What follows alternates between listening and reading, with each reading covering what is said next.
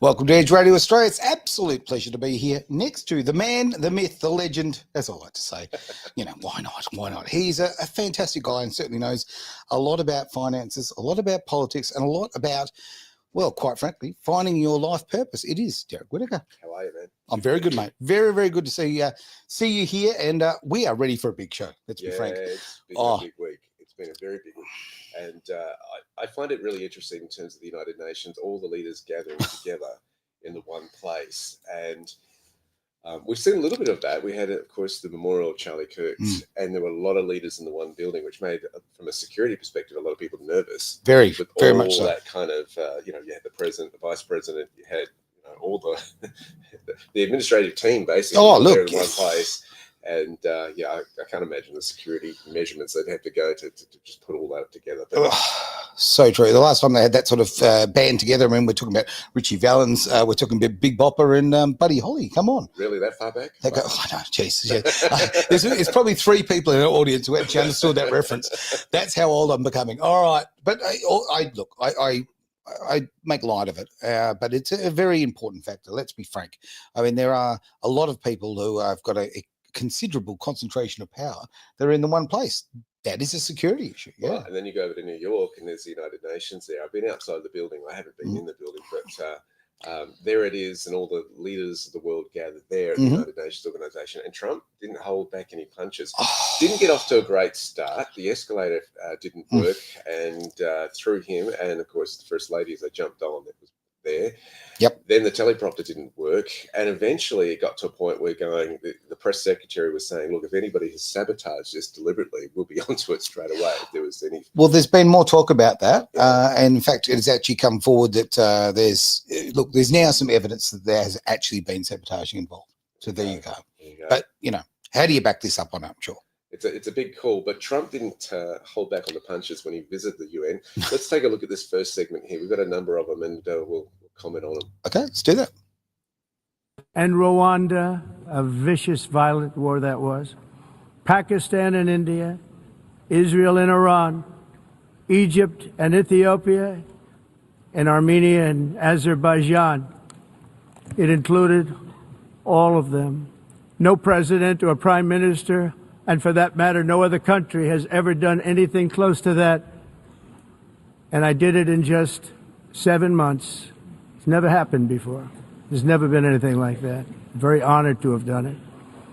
It's too bad that I had to do these things instead of the United Nations doing them. And sadly, in all cases, the United Nations did not even try to help in any of them. I ended 7 wars, dealt with the leaders of each and every one of these countries, and never even received a phone call from the United Nations offering to help in finalizing the deal. All I got from the United Nations was an escalator that on the way up stopped right in the middle. If the First Lady wasn't in great shape, she would have fallen, but she's in great shape. We're both in good shape. We both stood. And then a teleprompter. So there you go. There is Trump basically putting it to him saying, you haven't been doing your job. No. I've had to come in and do it for you. And when I have done it for you, no thanks, no recognition. What's going on? And that's a big call as far as, the conflicts that he has kind of dissolved there. It's a big kind of, I don't think they were expecting a no way in the United Nations by the President of the United States. Well, normally the United Nations speeches go like this, okay? They go there, they talk fluff, everybody kisses each other's butts. And that's really what it comes down to, and nothing actually gets done. You've got a man here who's walked in and actually told the truth. That's really that simple. It's quite hilarious, really, that he has the courage to do that. No, I mean, who's going to argue with him when he goes in there and does that? It's like, I'm the president, I'm the man. That's right. I've done the job that you can't do. Think about it. And this is going to really keep this in mind, because at the end of the show, we're going to contrast this to how the direction the other Western part of the world is going. So keep this in mind. Everything that you're hearing right now from the President of the United States, contrast this later. It's huge. It's black and white. But let's have a listen to the next part here. Trump continuing his speech, and obviously he's not happy about that teleprompter. No, not at all. That didn't work. These are the two things I got from the United Nations: a bad escalator and a bad teleprompter. Thank you very much. All right, sorry about this. I'm having a couple of little technical issues that are coming through, but as long as the audio is coming through, that's the main thing, Derek. Do you have any thoughts there on the last of what he's just had to say there? Not really. It's just a teleprompter. I think it threw him a little bit on the speech that it wasn't working. Okay. And he's used to everything going seamlessly with the technical team that he works with. True. And here he is walking into this organization. It's not his people doing the technicals behind it. He's annoyed, and I can understand that. I mean, you're pumped for this, you're ready, you're focused, and things aren't working. Well, perhaps right now the United Nations could be controlling our IT because it doesn't want to play the game and put the goodies up on the screen. But you go with that anyway. Sorry, mate. Go on. No, and I think if we hear the rest of what he has to say on this segment, it shows where things are going. Okay, well, let's give that another go. The Congo and Rwanda, a vicious, violent war that was. Pakistan and India. Okay, my apologies, everyone. Number 2. Number 2, there we go. In good shape, we both stood. And then a teleprompter that didn't work. These are the two things I got from the United Nations: a bad escalator and a bad teleprompter. Thank you very much. And by the way, it's working now. It just went on. Thank you. I think I should just do it the other way. It's easier. Thank you very much. I didn't think of it at the time because I was too busy working to save millions of lives. That is the saving and stopping of these wars. But later I realized that the United Nations wasn't there for us. They weren't there. I thought of it really after the fact, not during these negotiations, which were not easy. That being the case, what is the purpose of the United Nations? The UN has such tremendous potential. I've always said it. It has such tremendous, tremendous potential, but it's not even coming close to living up to that potential. For the most part, at least for now, all they seem to do is write a really strongly worded letter and then never follow that letter up. It's empty words, and empty words don't solve war. Israel and Iran, war and wars, Egypt and Ethiopia. Okay, there we now, go. after ending all of these wars and also earlier negotiating the Abraham Accords, which is a very big thing for which our country received no credit, never receives credit. Everyone says that I should get the Nobel Peace Prize for each one of these achievements. But for me, the real prize will be the sons and daughters who live to grow up with their mothers and fathers, because millions of people are no longer being killed in endless and unglorious. All right. I think what's highlighting there again, United Nations, you're not up to your job, you're not up to scratch. And I think you've got to remember, Trump has built a lot of his persona on The Apprentice that happened many years ago. And, if you were underperforming, well, you're fired. And he's saying, look, this organization has tremendous, tremendous potential, but it's not up to scratch. It's doing that. And, okay, some people look at, here comes the ego again, Trump and that sort of stuff, and interpret it that way. I think what he's really saying is, look, for me, the real reward is how many lives we're going to save here. Of course. Put accolades aside. And he's absolutely right in that, in that observation. What really comes along here is, I brought this up a few months ago, are these kind of 2-3 letter organizations, have they done their day? Have they done their dash? I think they have. I think they're well and truly past their prime. And I think that when you take the UN into account here, okay, after World War II, it's certainly, I could understand why it had to come together. Okay, we were trying to bring unity. But for so long, that NATO, other groups like that, have just become warmongers and control merchants. I mean, I really do think that. And I think that as I said before, there's so many people who show up at the UN, show up all these different organizations, and they say the pleasant thing, all right? They say the nice, they pump everybody's tires up, but they don't actually say the facts. This is why when Trump sometimes he's not the most elegant speaker, let's be frank. Sometimes the rhetoric does sort of annoy me a little bit, and the way he phrases things. But I look at the content and I look at the fact of what he's actually doing, not actually what he's saying. And this man is actually saving the Western world. It's to my mind, it's as simple as that. It's an interesting one. I mean, this is the international stage of politics. So politics, you talk about politics being focused here. It's intense here on the, in these kind of hallways of the world that's going on as far as the United Nations are concerned. I think the world has really had this tussle between East versus West as far as the end of Second World War was concerned. Of course, we had the Cold War era that we walked through. Now we're seeing a change in terms of socialism. And many have said that the United Nations is part of that socialistic agenda and has tried to bring the United States down and weaken it right there on its doorstep of the where their headquarters is in New York, which is a really interesting kind of concept when you consider it. Let's have a listen to a bit more of what he had to say here, because he expounds on this in deeper ways. Okay, number 4? 3, I think. 3, let me see. Solving the problems it should, too often, it's actually creating new problems for us to solve. The best example is the number one political issue of our time, the crisis of uncontrolled migration. It's uncontrolled. Your countries are being ruined. The United Nations is funding an assault on Western countries and their borders. In 2024, the UN budgeted $372 million in cash assistance to support an estimated 624,000 migrants journeying into the United States. Think of that. The UN is supporting people that are illegally coming into the United States, and then we have to get them out. The UN also provided food, shelter, transportation, and debit cards to illegal aliens. Can you believe that?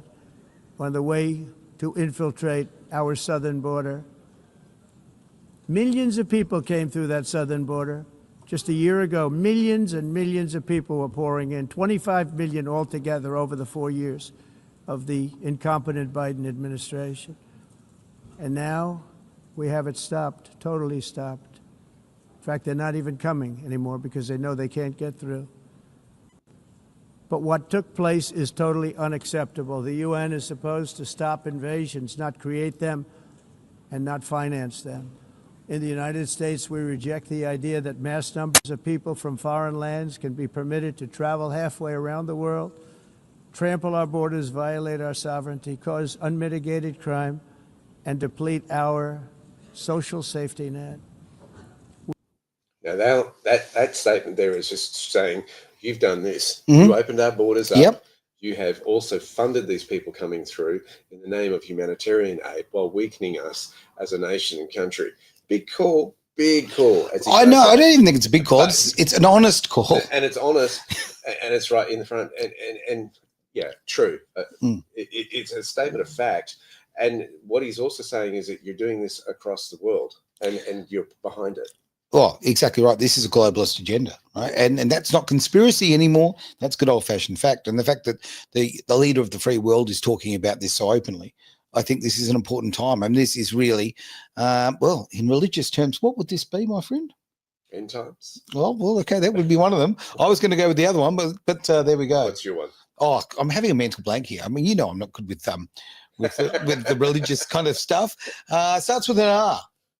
Rapture type. Yeah, we'll do that. Okay, no, it's not where I was going. It doesn't matter. Okay. But it is the end of times. I mean, it really is. I think that we are. I can't believe it, but we're actually living right now through, a very significant change in time. You know, like we've gone through all of these different periods, back in the past. And look, societies they grow, empires grow, but they also fall. And I think we might be at the end of this one. Yeah. Well, it's interesting. A few weeks back, we talked about that vision of Daniel and the talk of the iron and clay being the last empire and stage of empires that was there. And of course, the mixing of iron and clay is very, very weak. It's ironic, though, that you're mixing all these multiculturalism and ideals in there and removing sovereignty and moving cultural identity into this mishmash of multiculturalism under the name of, we've got to be respectful, and we've got to be this and that, and tolerant, all this sort of stuff. And people are going, hang on a second, if we do that, we ruin our cultures, we ruin our nations, we ruin our identity. That's right. And it's a big wake-up call. It's a huge wake-up call. Culture is important, and I am absolutely sick to death of our governments going and tearing this apart. It really is a big issue. All right, we've just got a couple of comments have been coming through too, I might add, and I'll just throw them up on the screen if I may, just to answer them. I do apologise, we're having a few little technical issues with the screens not playing the games, and audio for that matter. I don't know what's going on, but we will try and endeavour to fix it through the show. So in End of Times, Israel will see a mass return of Jews, a covenant of the anarchists, probably... Antichrist. Oh, is that sorry, Antichrist? That's Antichrist. Glad you can see. You got the glasses on. Look at that. I appreciate that comment as well. That is fantastic to see because it's good to have a little discourse. There'll be many people who disagree with that, but that's a good thing about conversation, right? You can grow with it and hear different opinions. So that's an interesting one. All right. Our other comments have come through. We've had many on the way, and I appreciate that very much. I'm going to check something on the audio side, but when we jump to, did you want to jump to the next video? Yeah, let's go to the next one. Now, please. that is that one there? Yep. Fantastic. Climate change would cause a global catastrophe. He said that it will be irreversible, as any nuclear holocaust would be. This is what they said at the United Nations. What happened? Here we are. Another UN official stated in 1989 that within a decade, entire nations could be wiped off the map by global warming. Not happening. You know, it used to be global cooling. If you look back years ago in the 1920s and the 1930s, they said, global cooling will kill the world. We have to do something. Then they said global warming will kill the world. But then it started getting cooler. So now they could just call it climate change because that way they can't miss. It's climate change. Because if it goes higher or lower, whatever the hell happens, there's climate change. It's the greatest con job ever perpetrated on the world, in my opinion. Climate change, no matter what happens, you're involved in that. No more global warming, no more global cooling. All of these predictions made by the United Nations and many others, often for bad reasons, were wrong. They were made by stupid people that have cost their countries fortunes and given those same countries no chance for success. If you don't get away from this green scam, your country is going to fail. And I'm really good at predicting things, you know. They actually said during the campaign they had a hat, the best-selling hat. Trump was right about everything. And I don't say that in a braggadocious way, but it's true. I've been right about everything. And I'm telling you that if you don't get away from the green energy scam, your country is going to fail. And if you don't stop people that you've never seen before, that you have nothing in common with, your country is going to fail. I'm the president of the United States, but I worry about Europe. I love Europe. I love the people of Europe. And I hate to see it being done. So lots of statements there in terms of the whole climate debate. It's interesting, he's kind of revealing how the play has played out over the last few years, gone from global cooling to global warming to we'll just call it climate change now, so that each time that it fits under there and doesn't fit the narrative, we've got it covered. And he's actually discussed a lot on the scene of the inefficiencies of green energy, particularly when it comes to windmill. He's not a big fan of those, and he was saying that. No, and I'm going to correct you. I'll tell you, it's a wind turbine. It's not a windmill, and I would say that because I always say windmill, and it is the wrong terminology because it's like that is. I mean, a windmill is something that we see as being, you know, a positive thing, right? It's use of language. They've done it that way. I've noticed Chris Bowen has been out there. Oh my God, on TikTok, on Facebook, you name it, he's everywhere, and he is literally just sprouting lies, nothing but blatant lies. I'm blown away by the fact that, well, I know that legally politicians can lie, but it's embarrassing. He's literally saying that at the moment that effectively the more and more of these newfound, whether it be wind turbines, whether they took solar, whatever, all of these alternatives, that he's telling people they're bringing the power bills down.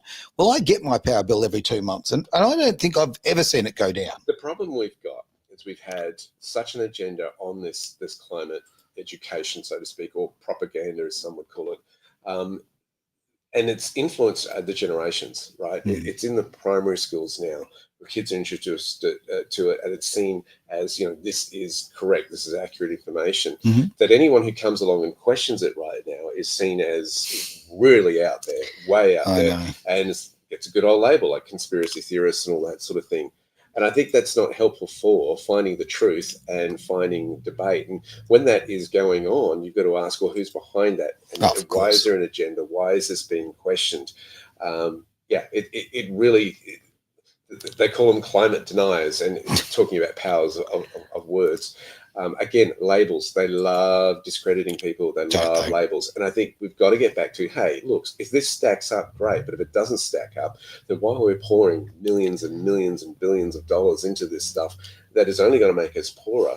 Australia is not set up for things like artificial intelligence. We don't have the energy to produce this sort of stuff. Meanwhile, the rest of the world is pouring billions of dollars into that sector. That's right. And we're getting left behind because of these green agendas. Yeah, no, but come on, let's face it. You can run all these very powerful computers, all this powerful gear. It's really just get yourself a bike, okay, with a chain on it, run it to the house. It'll be fine. It'll be fine. Honestly, when I see Bowen, particularly, obviously because he's the energy minister, which is a laugh in itself, I see old Airbus Albo doing his thing. They are going around on a tour around the world. I mean, you look at the energy they're using flying around the world, but they are just, to me, lying to the public, right? The public you're supposed to serve is treason. These people should be, and let's face it, it was a few hundred years ago, we'd have them hanging from a tree. Now, disclaimer, not talking about violence here, don't want any violence. I'm saying if it was several hundred years ago, we wouldn't put up with this. Why are we putting up with this today? It drives me nuts.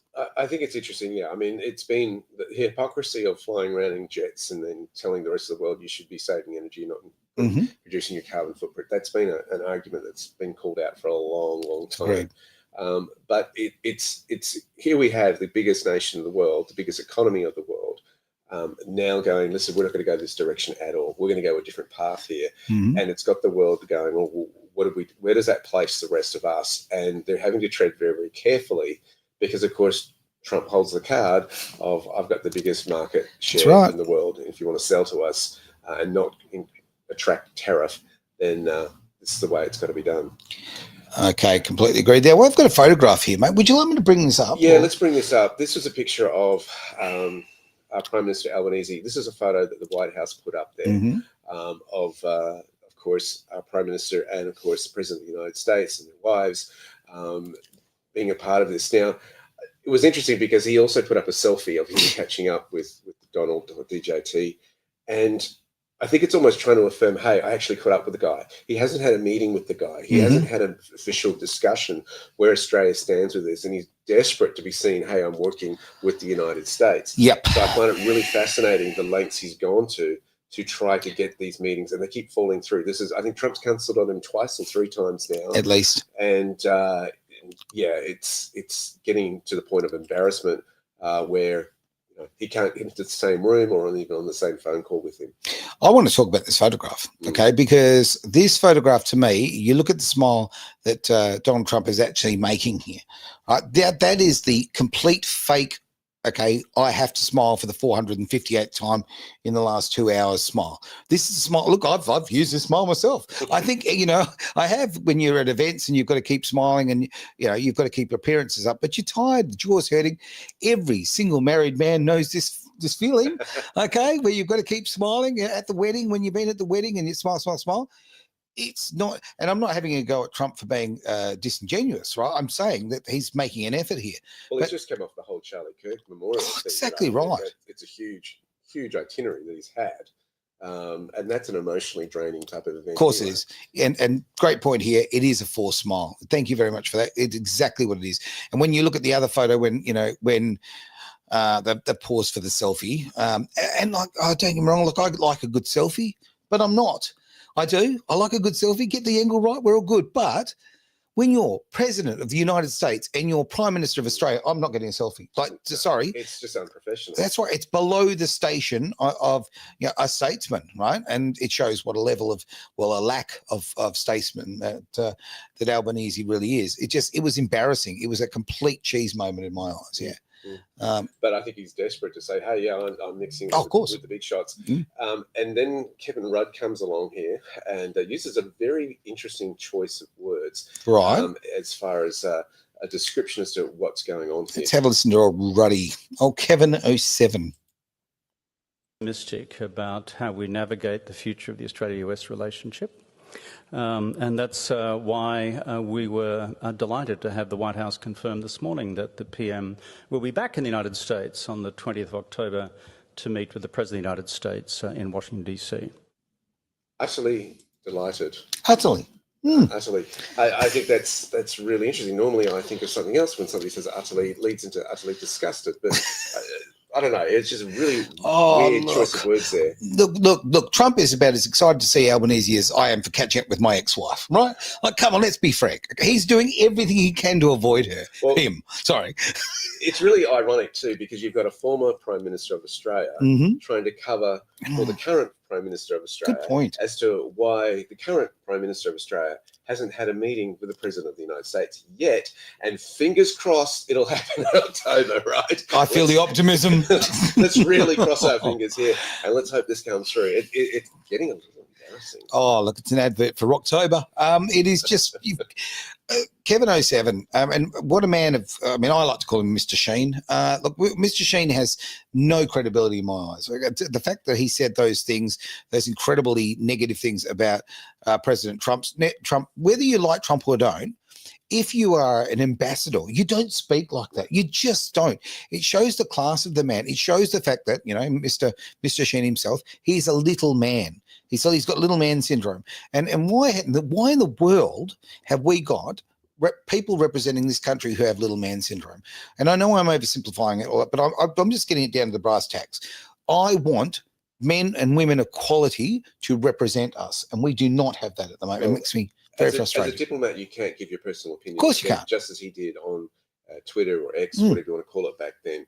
You can't do that. You have to represent what is the policy of your nation at that time. Thoroughly agree. As the former Prime Minister, he should know that. And that's a big boo-boo. The fact that he's actually still in this position is pretty extraordinary. A boo-boo is very kind. I'm being kind. I know you are. I'm being diplomatic. And something I can't do. So there you go.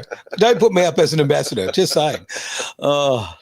But I want to show the contrast here to what we've been hearing. Okay, we've been hearing the President of the United States calling them out on the whole, you haven't done your job in terms of keeping the peace, and you haven't given us credit for that or supported us in that.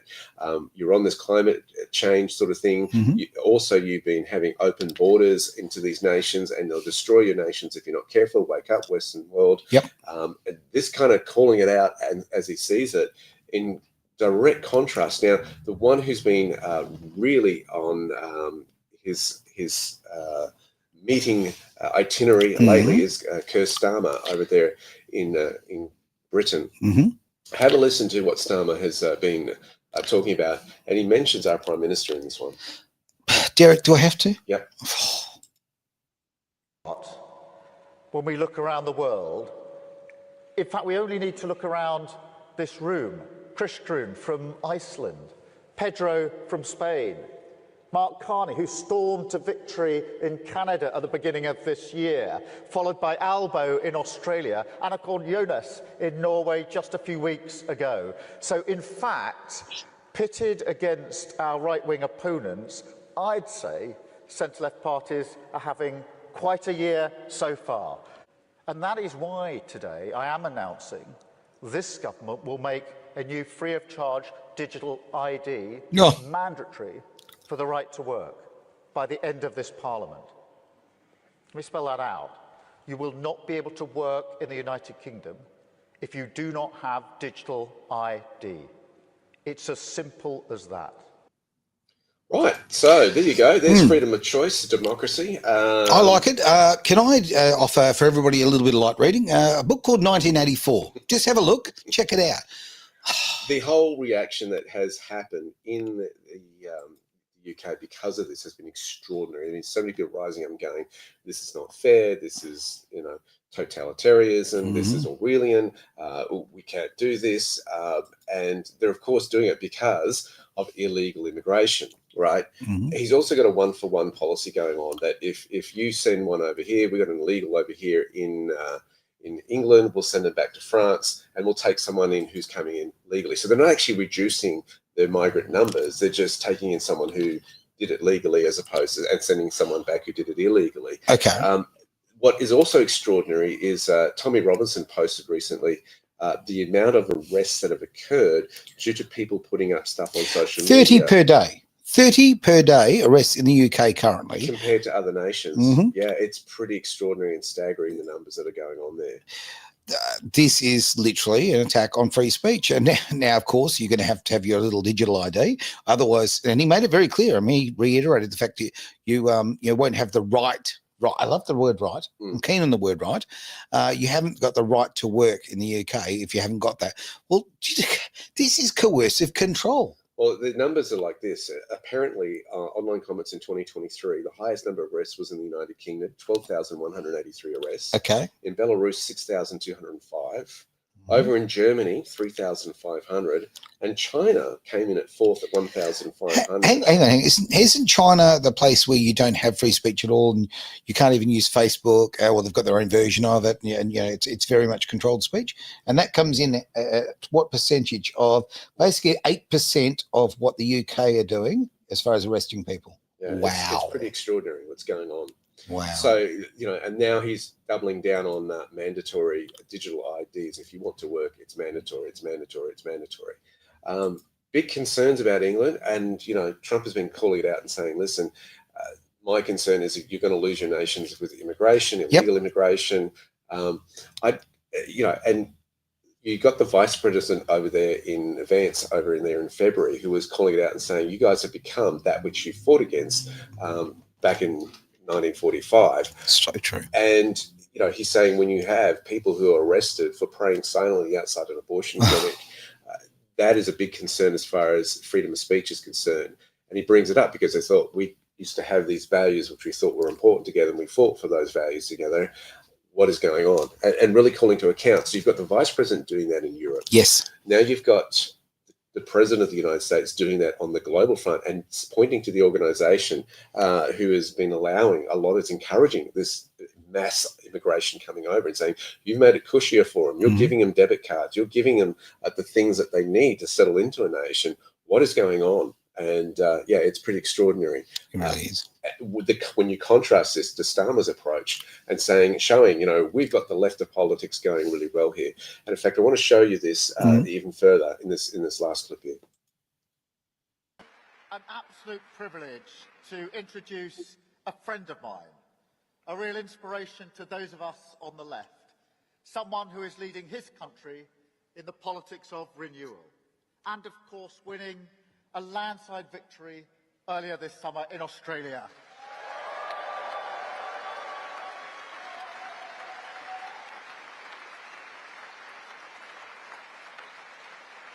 Now, Albo and I have known each other a long time. We've met in many places around the world. We were in Canada early this year together at the G7, and we decided to brave a walk around the forest when there was rumours of some bear lurking around. But Albo, it was really great to see you there. And this week, it's been a particular pleasure to welcome Albo to our country at the Global Progressives Conference on Friday as a key partner in standing up the divisive politics of the right, taking the fight for the soul of our countries to those who peddle grievance, armed with our shared values and our determination to deliver change. And then later on Friday to my home in Downing Street, where Albo came armed with cans of Albo beer. I kid you not. And now here in Liverpool as part of our family, our sister party, a fellow member of this great movement. I am delighted because our two nations don't just share history and values, a monarch, and even a language, but Albo and I are actively working together to make our world more secure and to improve the lives of people in our countries. From our AUKUS partnership to the Australian soldiers who are standing shoulder to shoulder with British troops, training Ukrainians for the front line. From our free trade deal and our investment in each other's countries, creating wealth, jobs and opportunity, and boosting our economies. This is a relationship that really matters. So I am delighted to introduce to the stage a true friend of Britain, my friend, the Prime Minister of Australia.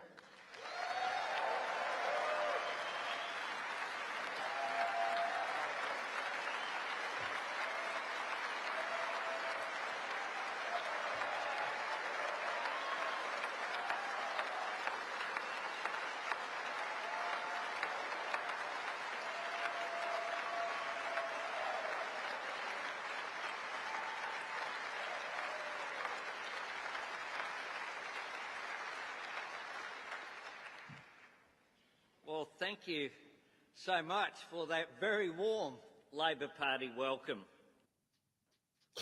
And I think what that shows is this is not just about politics within one nation. No. How much of this is united across the globe? And that's what I want to point out here, right? There was such a glowing introduction. My first response is, gee, will that meeting at the White House get postponed in October yet again? That was kind of like, this, but it shows here, okay, this is a bigger agenda than just winning elections in different countries. This is like, we share such common values. We share this and that. We're mates. We're all of this. And I think that's what I really want to highlight today, guys, that this, again, I think they're overplaying their hand and they're showing what's really been going on. Well, okay. I'm just kind of running through my memory of the last, I'm going to say 30 years. How often did you used to hear a leader standing up and talking about the left and the right so much? The fact that they're making that big distinction, he didn't actually mention the fact, of course, that there's an excellent new, I believe, Prime Minister about a year and a half in the job now in, say, Italy, okay, who has more traditional and conservative values. Obviously, the US, we don't mention that, let's just not talk about it. I mean, he did mention his little walk through the forest with Albo, and I think, I'm sure that the former leader of Qantas was probably with them. Join those dots. I am sick and tired of these grubby little men and the damage that they're doing to so many people. And you are right. This is a globalist agenda. It's not a coincidence that this is all happening right across the earth, right at the same time. What do we do to stand up against it? I mean, obviously, you've got all of so what's been going through UK at the moment over the last whatever period about free speech, okay, all those people losing their free speech. We've got the online safety, we've called it something else or whatever it's called here in Australia. That's about to come online. The digital ID, which I've been talking about in the UK, guess what? They want to run it and then out here in Australia as well. There's no coincidences here. We need to stand up to this. And there's a very, very simple way you can do this. People go, oh, I'm just one person. The old story, I'm just one person said 8 billion people, right? There's a really simple way you can actually fight this. You say no. You just say no. We did it 5 years ago, so many in society, and we can continue to do it. And obviously, we work politically to put good people into power so that we can actually make changes. There's just too many commonalities. And I think that's what we've got to go here. I mean, why is it so many nations are having issues of their borders all at the same time? Yeah. Right? That's a big flag, red flag. Why is it so many nations now are discussing digital IDs? Switzerland has come out and said it's going to introduce one too, but it won't be mandatory. That's really interesting. Why is it that we're talking about the whole fight against misinformation? Well, we wouldn't want the truth to come out, right? It's overplaying the hand. You've got to ask, why is this coming out? Why is this such a common theme, and why is it all happening at the same time? I mean, that was a thing that got me in 2020. Yeah. Because I've worked with local government before and organising Australia Day celebrations, right? Okay. And councils and this sort of stuff. Sure. It takes 9 months of planning to do a one-day event. It does. And you have to have 9 different parties there, all sitting around the round table discussing their point of view and what they need to do this. Committee for everything. It's slow moving. Yeah. And I understand that, right? Because it affects so many people on the day. You got to get it right.